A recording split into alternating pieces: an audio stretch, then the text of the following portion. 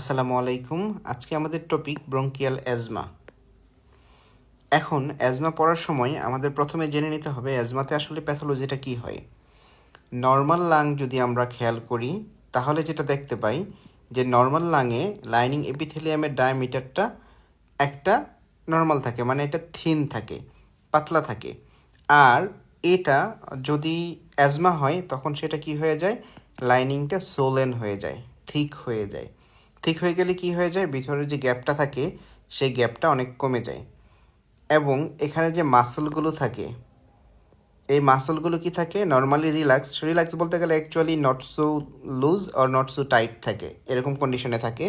আর অ্যাজমার ক্ষেত্রে সেটা কি হয়ে যায়, মাসলগুলো টাইট হয়ে যায়, কনস্ট্রিক্টেড হয়ে যায়। আর যদি মিউকাস দেখি সেটা নর্মাল অ্যামাউন্টে সিক্রেশন হয়। আর অ্যাজমাটিক লাংয়ের ক্ষেত্রে অ্যাক্সেস মিউকাস হয়। তাহলে তিনটা জিনিস হয়, যে মাসলগুলো থাকে স্মুথ মাসলগুলো এগুলো টাইট হয়ে যায়, তারপরে যে লাইনিংটা থাকে এটা সোলেন হয়, এবং অ্যাক্সেস মিউকাস প্রোডাকশন হয়। এই তিনটা প্যাথোলজি হয়। অ্যাজমার জন্য কিছু ট্রিগারিং ফ্যাক্টর কাজ করে, যেমন আমরা যদি চিন্তা করি এখানে মেডিসিন আছে অনেক ধরনের। স্পেশালি এখানে মেডিসিনের ক্ষেত্রে মনে রাখতে হবে অ্যানাসাইডস, যেটা এটা অ্যাজমা ট্রিগার করে। এরপর আরেকটা যেটা ইম্পর্টেন্ট সেটা হলো ইনফেকশনের মধ্যে স্পেশালি রেসপিরেটরি সিনসাইটিয়াল ভাইরাস দিয়ে যে ইনফেকশন হয় সেটা অনেক বেশি ইম্পর্টেন্ট। এটা ছাড়াও exercise, smoking, stress, cold air, food, তারপরে mould, pollen, dust mite, water, specially cold water যেটা সেরকম, এরপরে প্যাড ডেন্ডার, ইভেন পলিউশন, এগুলো কি করে অ্যাজমাকে ট্রিগার করতে পারে। ট্রিগারিং ফ্যাক্টরগুলো একটু মাথায় রাখতে হবে। তো এখানে যদি আমরা প্যাথোফিজিওলজিটা দেখি সেক্ষেত্রে কি এই ট্রিগারিং ফ্যাক্টরগুলোতে যদি এক্সপোজড হয় তাহলে এয়ারওয়ে ইনফ্লামেশন হয়। এয়ারওয়ে ইনফ্লামেশন হয়ে তিনটা জিনিস হয় আমরা দেখলাম অলরেডি। একটা হলো hyper secretion of mucus, airway muscle constriction, আর swelling of the bronchial membrane. এই তিনটা হওয়ার কারণে আলটিমেটলি যেটা হয় সেটা হয় ন্যারো প্যাসেজ। ব্রিদিং প্যাসেজটা কী হয়ে যায়, ন্যারো হয়ে যায়, এবং তার কারণে এই সিমটমগুলো হয়, wheezing, calf, shortness of breadth and tightness of chest. এই পর্যন্তই আসলে আমাদের বেসিক কথাবার্তা। এখন আমরা মেইন আলোচনায় আসি যে প্রেজেন্টিং কমপ্লেন্টস কী পাবো, কী নিয়ে অ্যাজমা পেশেন্টরা প্রেজেন্ট করে। তো সেখানে যে ইম্পর্টেন্ট জিনিসটা যে আমরা দেখি হুইজিং, যেটা এটা হলো আমরা শুনতে পাই, পেশেন্ট আসলেই দেখি যে সে যে শ্বাস নিচ্ছে সেটা শব্দটা আমরা শুনতে পাই, বাইরে থেকে শব্দটা শুনতে পাই। কেমন, কারণ হলো তার যে এয়ার প্যাসেজটা সেটা ন্যারো হয়ে যাচ্ছে। ন্যারো হয়ে গেলে একটা বাঁশির ভিতর কী হয়, যেমন শব্দ হয়, এরকম তার শ্বাস নেওয়ার সাথে সাথে শব্দ হয় ফুসফুসের এরিয়া জুড়ে, যেটা আমরা কী করি, বাইরে থেকেই শুনতে পাই। তা এটা হলো হুইজিং। এরপর তার সাথে কি হয়, কাফ হয় আর শর্টনেস অফ ব্রেথ হয়। আর ওভারঅল সবগুলো সিমটমের কারণে কী হয়, তার চেস্ট টাইটনেস ফিল করে সে। এখন এই সিমটমগুলো যদি দেখি একদম ইজিলি এটাকে এক্সপ্লেন করা যায়, কারণ তার এয়ারওয়েটা যখন ন্যারো হয়ে যায় তখন কি সে বাতাস কম পায়, এয়ারটা ইজিলি ঢুকতে পারে না, সেই জন্য তার রেসপিরেটরি একটা ডিস্ট্রেস হয়, তার শর্টনেস অফ ব্রেথ হয়। ব্রেথ হওয়ার কারণে সেটা রিলিভ করার জন্য সে কী করে, তার কাফ রিফ্লেক্স আসে, কাফ রিফ্লেক্স দিয়ে সে সেটা থেকে রিলিফ পেতে যায়। এবং যেহেতু ওই মাসলগুলো টাইট হয়ে যায় তখন কি হয়, তার সেখানে একটা চেস্ট টাইটনেসটাও এভাবে সে ফিল করে। এরপর ওই পেশেন্টকে যদি আমরা এক্সামিন করি তখন আমরা কি কি জিনিস পাবো।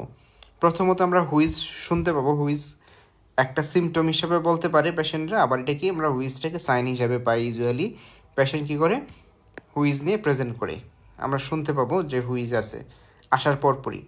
এরপর যখন স্টেথোস্কোপ দিয়ে আমরা দেখব, অসকালটেট করলে তখন ব্রেথ সাউন্ডটা পাবো ভেসিকুলার উইথ প্রলং এক্সপাইরেশন, যেটা নর্মাল ব্রেথ সাউন্ড না। আর একটা অ্যাডেড সাউন্ড পাবো, সেই অ্যাডেড সাউন্ডটা হলো রঙ্কাই। অলমোস্ট ফুল লাংফিল দিয়েই কী পাওয়া যায়, রঙ্কাই পাওয়া যেতে পারে। এরপর ইনভেস্টিগেশন যদি বলি, এটা আসলে ক্লিনিক্যালি ডায়াগনোসিস হয়, তো এখানে ইনভেস্টিগেশনগুলো খুব বেশি ইম্পর্টেন্ট না, ইনভেস্টিগেশন ছাড়াই ডায়াগনোসিস করা যায়। তবে ইনভেস্টিগেশন যদি করি সেক্ষেত্রে আমাদের কী করতে হবে, লাং ফাংশন টেস্ট করতে হবে। এয়ার ফ্লো অবস্ট্রাকশন দেখার জন্য স্পাইরোমেট্রি করা হয়। স্পাইরোমেট্রিতে কী কী জিনিস দেখা হয়, force expiratory volume at first second and force vital capacity, এই দুইটা জিনিস দেখা হয়। তো এখন লাং ফাংশন টেস্টে আমরা কি দেখব? তো এখানে যেটাকে বলে আমরা ডায়াগনোসিসের জন্য asthma diagnosis, how to make a diagnosis of asthma যদি আমরা চিন্তা করি, তাহলে কম্পিটিবল ক্লিনিক্যাল হিস্ট্রি লাগবে। যেমন এখানে কি কি সিমটম নিয়ে আসবে, তারপরে তার যেমন অ্যাজমাতে ম্যাক্সিমাম ক্ষেত্রে ট্রিগারিং ফ্যাক্টর থাকে, অ্যাটোপি থাকে, ফ্যামিলিয়াল হিস্ট্রি থাকে। তো এগুলো যদি থাকে, সাথে এখানে যে লাং ফাংশন টেস্ট দেওয়া আছে সেটা যদি সাপোর্ট করে, তখন আমরা অ্যাজমা ডায়াগনোসিস করতে পারি। FEV1 more than 12% increase following administration of bronchodilator or trial of glucocorticoid। এটা আসলে রিভার্সিবিলিটি টেস্ট যেটাকে বলি আমরা, এটাই মেইনলি অ্যাজমা ডায়াগনোসিসে বেশি হেল্পফুল। আর সাথে more than 20% diurnal variation on more than or equal 3 days in a week for 2 weeks। আর FEV1 15%-এর বেশি ডিক্রিজ করে আফটার 6 minutes অফ এক্সারসাইজ। তাহলে এই তিনটা জিনিস, তো মেইনলি প্রথম যেটা সেটাকে বলে আমরা রিভার্সিবিলিটি টেস্ট। এখানে যদি আমরা দেখি, এটা খুবই ইম্পর্টেন্ট রিভার্সিবিলিটি টেস্ট। সেটা হলো যে নর্মালি তার FEV1 যত থাকে, আমরা এখানে পাইলাম যে একটা নর্মাল পেশেন্টের, অ্যাজমা পেশেন্টের FEV1 1। তো এটা হলো ব্রঙ্কোডাইলেটর দেওয়ার আগে। এরপর আমরা একটা ব্রঙ্কোডাইলেটর অ্যাডমিনিস্টার করলাম, স্পেশালি কি আমরা দেই β2 অ্যাড্রেনোরিসেপ্টর অ্যাগোনিস্ট। সেটা দেওয়ার পর 20 মিনিট পরে যখন আমরা দেখি, তখন আমরা পেলাম কত? 2.5, FEV1 2.5, মানে 1.5 এটা কি হলো? ইনক্রিজ হলো। তো এটা দিয়ে বোঝা যায় যে ব্রঙ্কোডাইলেটর অ্যাডমিনিস্টার করলে সেটা কি হয়, এখানে FEV1টা বেড়ে যাচ্ছে 12% আর এর চেয়ে বেশি। তো এখানে বেড়ে যায়, আমাদের ক্ষেত্রে কি দেখতেছি আমরা, 15% বেড়ে যায় এই পেশেন্টের ক্ষেত্রে। তো এইটাকে আমরা কি বলি? Reversibility test. এবং এইটা একটা সিগনিফিক্যান্ট ফ্যাক্টর যেটার মাধ্যমে অ্যাজমা এবং সিপিডিকে ডিফারেন্সিয়েট করা যায়। অ্যাজমাটা রিভার্সিবল, সিপিডিটা কি রিভার্সিবল না। এখন যদি আমরা ট্রিটমেন্টে আসি, ট্রিটমেন্টটা আসলে এই যে ফিগারটা দেখা যাচ্ছে এখানে, যেটা এটাকেই স্টেপটাকে ফলো করে মেইনলি। তবে এখন অ্যাজমা যদি আমরা চিন্তা করি, এটা ম্যানেজমেন্টের জন্য ইন্টারন্যাশনালি তো ম্যাক্সিমাম ডিজিজের জন্য বিভিন্ন গাইডলাইন ফলো করা হয়। তো অ্যাজমার জন্য যে গাইডলাইন সেটা হলো আসলে জিনা প্রোটোকল বলা হয়। সেই প্রোটোকল অনুযায়ী এখানে যেটাকে আমরা খুব বেশি ফলো করতে হবে, যেমন দেখা যায় ডেভিডসনে যেভাবে দেয়া আছে ম্যানেজমেন্টটা, এটা ডেভিডসন তো এখন যে এডিশনটা চলতেছে, তাই সেই এডিশনের পরে কিন্তু আরও এই গাইডলাইনটা আপডেট হয়ে গেছে। তো সেক্ষেত্রে গাইডলাইনটা যদি আমরা ফলো করি, লেটেস্ট গাইডলাইন, পরবর্তী ডেভিডসনে সেটা চলে আসবে, অবশ্যই চলে আসবে। কারণ এটা কী করে, সেটা ফলো করেই ডেভিডসনে থাকে বা টেক্সট বইগুলোতে থাকে। তো এখানে যেটা আমাদের মনে রাখতে হবে যে সব পেশেন্টকেই, যে একটা অ্যাজমা পেশেন্ট ডায়াগনোসিস হলো অথবা আমরা সেটা অ্যাসেসমেন্টে আছে সাসপেক্টেড আছে, অ্যাজমা সাসপেক্টেড যদি হয়, সেক্ষেত্রেও কী করব, consider monitor initiation of treatment with low dose inhale corticosteroid. Inhale কর্টিকোস্টেরয়েডের মাধ্যমে কী করবো, আমরা ট্রিটমেন্টটা শুরু করে দিব। তো আমরা যেটা করি, সবচেয়ে কমন মিস্টেক যেটা হয়, যে অ্যাজমা পেশেন্টকে বা যে কোনো একটা রেসপিরেটরি ডিস্ট্রেস পেশেন্টকে আমরা কি করি, যে এখানে অ্যাজমার জন্য আমরা একটা, যদি আমরা ইনহেলেশনাল রুটে কিছু দেই, সেখানে দেখা যায় সালভিটামল দিয়ে দেওয়া হয়। আমরা কমনলি সালটুলিন, অ্যাজমা সলিউশন নামে পাওয়া যায় মার্কেটে। তো সেক্ষেত্রে দেখা যায় যে পেশেন্ট এগুলো নিয়ে আসে। তো এইটা এখানে বারবার এখানে কি করা হয়েছে, নতুন যে প্রোটোকলগুলোতে সেখানে ইনহিবিট করা হয়েছে, যে একটা ট্রিটমেন্ট যদি পেশেন্ট পায় তখন কি করতে হবে, লো ডোজ ইনহেল কর্টিকোস্টেরয়েড পেশেন্ট পেতে হবে। কারণ এটা কি করবে, তার প্রিভেন্টার থেরাপি হিসাবে কাজ করবে। তার যে এক্সাজারবেশন হয় সেখানে অ্যাকিউট সিভিয়ার অ্যাজমা নিয়ে যেরকম আসে, সেটা কি হবে, এখানে প্রিভেনশন হবে। তো এখানে আমাদের এটা মনে রাখতে হবে, আমরা পেশেন্টকে যদি প্রিভেন্টার থেরাপি দেই তখন কি দিব, লো ডোজ ICS দিব। এবং দেখা যায় কি করা হয়, একটা পেশেন্টকে আমরা 2টা ইনহেলার সাজেস্ট করলাম মনে করি, যেমন যেখানে কি আছে, একটা হলো শুধুমাত্র সালভিটামল, আরেকটা হলো যে লো ডোজ ICS যেটা আছে সেটা আমরা ক্যাপসুল হিসাবে পাওয়া যায়, যেটা কি করা যায়, মেশিন দিয়ে নেওয়া যায়, ডিভাইস দিয়ে নেওয়া যায়। তো সেখানে তো এই দুইটা যদি আমরা দিই, অথবা দেখা যায় যে সালমেটেরল প্লাস ফ্লুটিকাসন এটার কম্বিনেশন পাওয়া যায় একটা, আর সাথে দেওয়া হয় যেটা হলো বিটা টু অ্যাগনিস্ট শুধু সালভিটামল। মানে আমরা দুইটা ইনহেলার অনেক ক্ষেত্রে দিই। একটা ইনহেলার দিই শুধুমাত্র যে শর্ট অ্যাক্টিং ব্রঙ্কোডায়ালেটর, আরেকটা হলো 2 নম্বরে দিই দুইটা, একটা হলো ফ্লুটিকাসন প্লাস হলো লং অ্যাক্টিং ব্রঙ্কোডাইলেটর যেগুলো, সেটা দিয়ে আমরা এই দুইটা দিই। অনেক ক্ষেত্রে দেখা যায় এই দুইটা দিয়ে শুরু করা হয়। তো এই দুইটা শুরু করার ক্ষেত্রে পেশেন্ট শুরু করে দুইটার পর একটু কমে যাওয়ার পর তখন দেখা যায় যে সেকেন্ড বার যখন তার ইনহেলার কিনতে হবে, তখন দেখা যায় প্রথম যেটা যেমন সালভিটামল এটা হলো অনেক সস্তা, কম দামে পাওয়া যায়, আর দ্বিতীয়টা হলো অনেক বেশি দাম, আর প্রথমটা হলো একদম ইনস্ট্যান্ট কাজ করে। তখন পেশেন্ট কী করে, দ্বিতীয়টা আর কিনে না, তখন শুধুমাত্র প্রথমটা বারবার কিনে ইউজ করে, এবং সে কী করে এখান থেকে তার অ্যাজমা অনেক বেড়ে যায় যখন এক্সাজারবেশন মানে অ্যাকিউট সিভিয়ার অ্যাজমা নিয়ে চলে আসে, যখন এক্সাজারবেশন হয়। তাহলে এই সমস্যাটা এড়ানোর জন্য নতুন গাইডলাইন সেখানে কি করে, এই শর্ট অ্যাক্টিং যেটা আছে সালভিটামল, তো সেটাকে একদম পেশেন্টকে না দেওয়ার জন্যই সাজেস্ট করে। আনলেস শুধুমাত্র ইমার্জেন্সি ক্ষেত্রে দরকার হবে তখন ইউজ করবে, রেগুলার ইউজ করার জন্য একদম বলাই হয় না। শুধুমাত্র যেটা হলো ইনহেলড লোডোজ কর্টিকোস্টেরয়েড যেটা আছে, আমরা এখানে কি ইউজ করি, যদি আমরা কমনলি বলি যে এখানে আমরা কি ইউজ করি, লোডোজ কর্টিকোস্টেরয়েড বলতে আমরা কি বুঝি, ম্যাক্সিমাম ক্ষেত্রে আমরা কী করি, ফ্লুটিকাসন ইউজ করি। ফ্লুটিকাসন পাওয়া যায় কত মিলিগ্রাম হিসাবে, নর্মালি এখানে আমরা 50 থেকে 500 মাইক্রোগ্রাম পর্যন্ত আমরা যাই, 50 থেকে 500 মাইক্রোগ্রাম পর্যন্ত ডোজ আস্তে আস্তে বাড়ায় বিভিন্নভাবে যাওয়া যায়, বিভিন্ন অপশন আছে মার্কেটে অ্যাভেলেবল। তাহলে অ্যাজমা ট্রিটমেন্ট যদি আমরা শুরু করি, প্রথমে যেটা শুরু করব সেটা হলো কি, রেগুলার প্রিভেন্টার থেরাপি বা লো ডোজ ইনহেল কর্টিকোস্টেরয়েড শুরু করব। এরপর এটা যদি সাফিসিয়েন্ট মনে না হয়, তখন আমরা এখানে কি করব, আমরা একটা লাভা অ্যাড করে দিব, যেখানে আমরা কি স্পেশালি সালমেটারোল আমাদের দেশে কমনলি ইউজ করা হয়, আরও কিছু অপশন আছে। এরপর যদি দেখি যে আমরা কন্ট্রোল আসে নাই, তখন এডিশনাল কন্ট্রোল থেরাপি ইউজ করব। সেখানে কি করব, ইনহেল কর্টিকোস্টেরয়েড যেটা, এটা লো ডোজ থেকে মিডিয়াম ডোজে নিয়ে যাব, অথবা এখানে লিকুইড রিসেপ্টর অ্যান্টাগনিস্ট যেগুলো আছে সেটা অ্যাড করব। স্পেশালি আমরা কী করি, montelukast 10 milligram in the evening একটা অ্যাড করে দিই। তাহলে আমরা এখানে কি করব, আইসিএসের ডোজটা বাড়াবো এবং একটা মন্টিলুকাস অ্যাড করে দিব।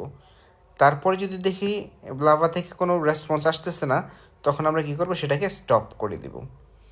এরপর যদি দেখি যে না, কন্ট্রোল হচ্ছে না অ্যাজমা, তখন আমরা স্পেশালিস্টের কাছে কি করে দিব, রেফার করে দিব। তো এইটুকু আমাদের মাথায় থাকতে হবে। এর পাশাপাশি short acting beta two agonist যেটা, যেমন আমরা সালভিটামল বললাম, এটা কি করব, যখন দরকার হয় সেটাকে তখন ইউজ করা যাবে, কিন্তু পেশেন্টকে আমরা কমনলি এটাকে কী করব না, সাজেস্ট করব না। এটা আমাদের কি দরকার হয়, যখন অ্যাকিউট সিভিয়ার অ্যাজমা নিয়ে আসে, তখন তো আমরা হসপিটালে এটা দিয়ে কী করি, কন্ট্রোল করি, নেবুলাইজেশন করে কন্ট্রোল করি। এখন অ্যাকিউট সিভিয়ার অ্যাজমা আমরা বলতে কি বুঝবো, এটা আমরা আগে জানি। এটার ইমার্জেন্সি অ্যাজমার যে ইমার্জেন্সিটা, সেটা আমরা মেইনলি কি দেখি, অ্যাকিউট সিভিয়ার অ্যাজমা হিসাবে প্রেজেন্ট করে। তো অ্যাকিউট সিভিয়ার অ্যাজমা কখন বলবো, যখন inability to complete a sentence in one breath, এটা দিয়ে আমরা সহজেই বুঝি যে একটা সেন্টেন্স সম্পন্ন করতে পারে না একটানে, সাথে রেসপিরেটরি রেট থাকবে 25-এর বেশি অথবা সমান, আর টেকিকার্ডিয়া থাকবে যেখানে 110 বিটস পার মিনিট বা এর বেশি থাকবে। আর পিএফআর এটা তো আমাদের মানে ক্লিনিক্যালি দেখা যায় না, তারপর এটা আমরা জেনে রাখবো পিএফআর কত, 33 to 50% of predicted normal or best থাকবে। এরপরে যদি অ্যাকিউট সিভিয়ার অ্যাজমা নিয়ে আসে, তখন আমরা চেম্বারে অথবা পেশেন্ট যদি আগে থেকে জানে বাসায়, তো তখন কী ট্রিটমেন্ট করা যাবে। একটা হলো, প্রথমে আমরা অ্যাসেস করে দেখব tachycardia, high respiratory rate and inability speak sentence, এটা দিয়ে বুঝলাম যে এটা সিভিয়ার অ্যাটাক। তো তখন যে জিনিসগুলো আমরা করব সেটা হলো, অক্সিজেন দিব আমরা 40 to 60%, আমরা এটা দিব। দেওয়ার সাথে আমরা নেবুলাইজেশন করব সালভিটামল, স্পেশালি সালভিটামল অথবা টারভিটালিন, তো আমাদের দেশে কী করা হয়, সালবিটামল দেওয়া হয়, সালবিটামল নেবুলাইজেশন করব। এর সাথে হাইড্রোকোর্টিসন ইঞ্জেকশন দিয়ে দিব 200 মিলিগ্রাম আইভি হাইড্রোকোর্টিসন ইঞ্জেকশন। তাহলে এখানে আমাদের মেইন যে অপশনগুলো সেটা হলো, একটা হলো অক্সিজেন দিতে হবে, এরপরে সালবিটামল দিতে হবে, এরপরে দিতে হবে যেটা হলো হাইড্রোকোর্টিসন। এই তিনটা জিনিস হলো আমাদের মেইন অপশন। মনে রাখতে হবে যে চেম্বারে অথবা বাসায় আমরা এই ট্রিটমেন্টটা দিয়ে শুরু করব যদি অ্যাকুইট সিভিয়ার অ্যাজমা দেখি।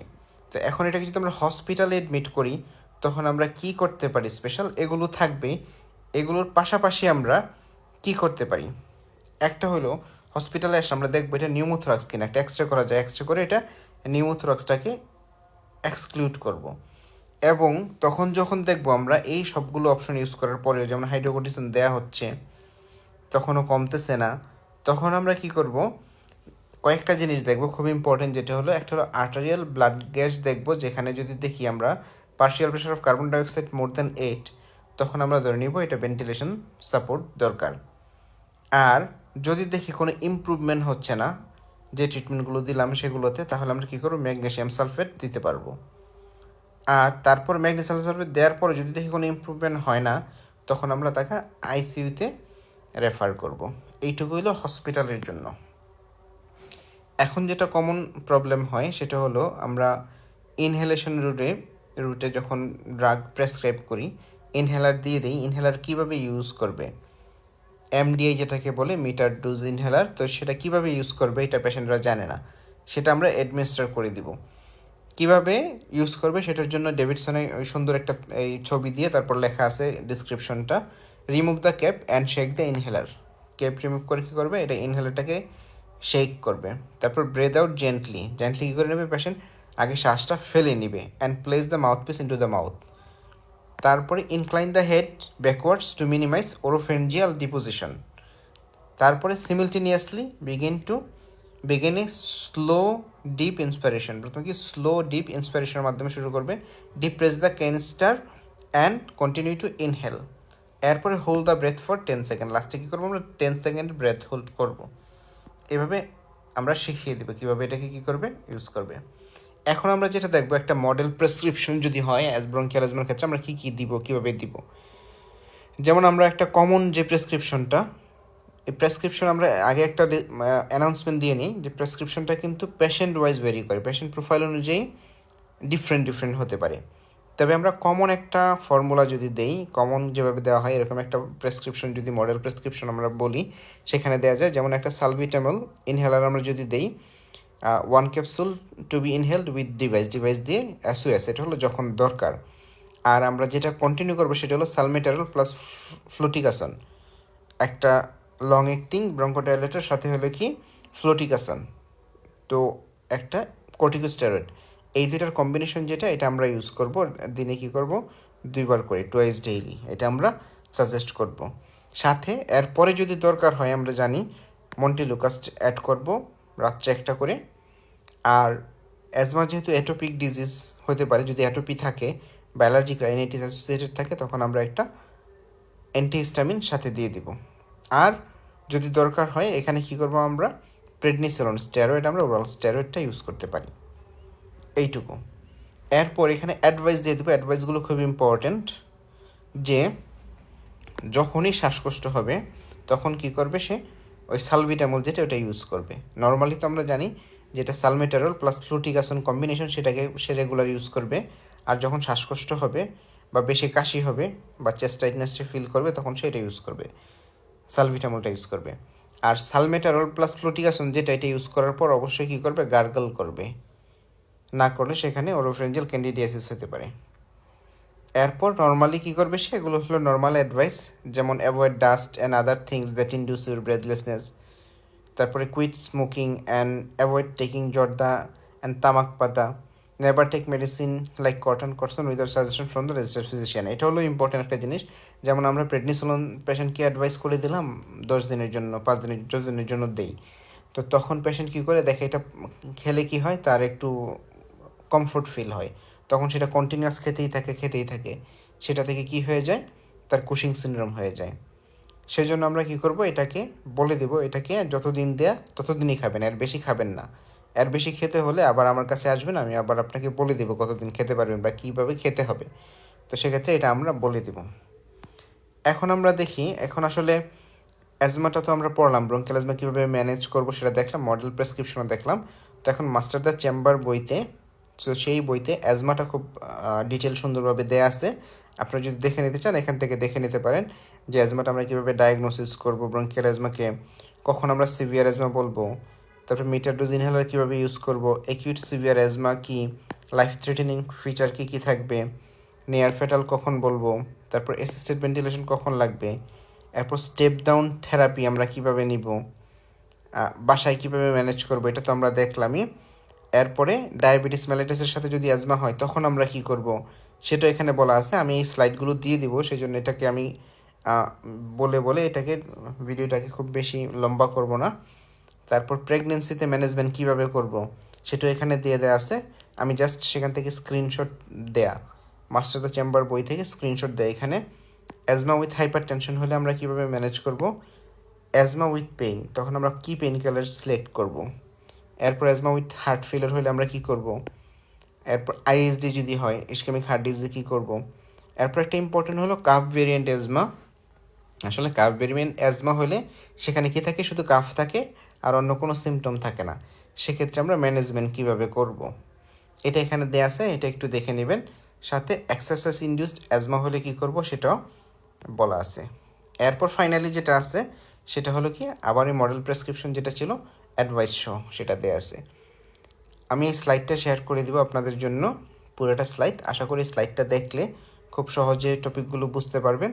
আর ভিডিওটা দেখে আপনারা মাস্টার দ্য চেম্বারের যে অংশটা আছে, আপনাদের কাছে যাদের কাছে বইটা আছে তারা তো বই থেকে দেখে নেবেন, আর যাদের কাছে নাই তারা কি করতে পারবেন, এই স্লাইড থেকে সেই অংশটা ভালো করে পড়ে নিতে পারবেন।